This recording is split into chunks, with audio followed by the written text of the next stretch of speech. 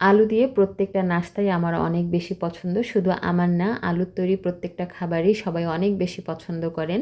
তো 10 মিনিটে তৈরি করে নেওয়া যায় এরকম একটু আলুর নাস্তা আমি আপনাদের তৈরি করে দেখাচ্ছি। আসসালামু আলাইকুম এভরিওয়ান, আশা করি সবাই অনেক বেশি ভালো আছেন।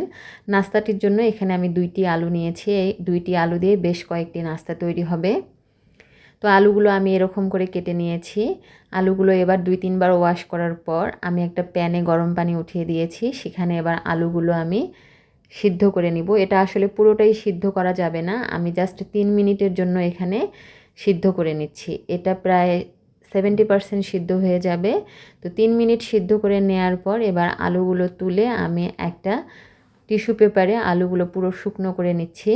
আর আলুগুলো শুকনো করে নেওয়ার পর পুরোপুরি ঠান্ডা করে নিতে হবে। আর ঠান্ডা হতে হতে এবার আমি আলুর নাস্তাটির জন্য একটা ব্যাটার তৈরি করে নিব। এই ব্যাটারটির জন্য আমি এখানে 1/3 কাপ ময়দা নিয়েছি। ময়দাটা আমি চেলে নিচ্ছি, যেহেতু ব্যাটার তৈরি করব, ব্যাটারটা যেন স্মুথ তৈরি হয় সেজন্য আমি চেলে নিচ্ছি। তারপর এখানে দিয়ে দিচ্ছি 1/2 চামচ লবণ।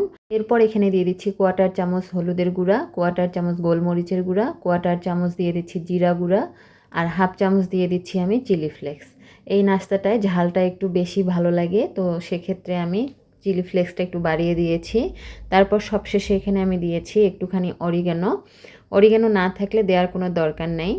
এবার ঠান্ডা পানি দিয়ে একটা স্মুথ ব্যাটার আমাদের তৈরি করে নিতে হবে। অল্প অল্প পানি দিয়ে যদি ব্যাটারটা তৈরি করেন সেক্ষেত্রে কিন্তু ব্যাটারটা খুব স্মুথ তৈরি হবে। আর ব্যাটারটা কিন্তু স্মুথ এবং একটা পাতলা ব্যাটার তৈরি হবে। শেষের দিকে খেয়াল করলে বুঝতে পারবেন কতটা পাতলা ব্যাটার আমি তৈরি করে নিয়েছি। এই যে দেখতেই পাচ্ছেন একটা পাতলা ব্যাটার আমরা তৈরি করে নিয়েছি। এবার আমি এখানে একটা কর্নফ্লাওয়ারের মিশ্রণ তৈরি করে নিব। এখানে 2 চামচ কর্নফ্লাওয়ারের মধ্যে 1/4 চামচ গোলমরিচের গুঁড়া আর 1/4 চামচ লবণ দিয়ে আমি মিশিয়ে নিয়ে আমরা যে আলুটা সিদ্ধ করে রেখেছিলাম সেটা এতক্ষণে ঠান্ডা হয়ে গিয়েছে, সেই আলুগুলো এখানে কোট করে নেব। সেক্ষেত্রে আমরা যে ব্যাটারটা তৈরি করেছি সেই ব্যাটারটা আলুর মধ্যে খুব ভালোভাবে লেগে যাবে। এই যে জাস্ট এপিট ওপিট কর্নফ্লাওয়ার লাগিয়ে নিয়ে একটু ঝেড়ে নিয়ে আমরা যে ব্যাটারটা তৈরি করেছি সেই ব্যাটারে ডুবিয়ে নিতে হবে। এই কর্নফ্লাওয়ারের মিশ্রণের কারণে ব্যাটারটা খুব সুন্দরভাবে আলুর গায়ে লেগে থাকবে। এবারে একই পদ্ধতিতে আমরা আলুগুলো তেলে ছেড়ে দিব।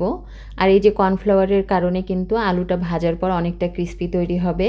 প্রত্যেকটা আলুই আমি একইভাবে তেলের মধ্যে ছেড়ে দিয়েছি। এবার লো আছে আলুগুলো আমাদের ভেজে তুলতে হবে।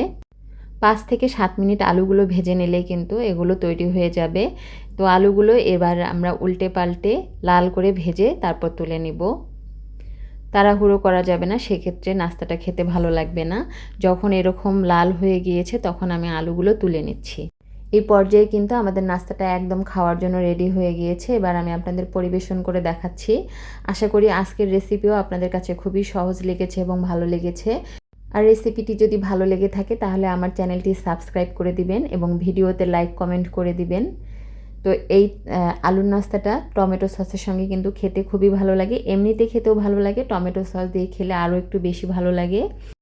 তো ধন্যবাদ সবাইকে পুরো ভিডিওটি দেখার জন্য। সবাই অনেক বেশি ভালো থাকবেন, সুস্থ থাকবেন। আল্লাহ হাফেজ।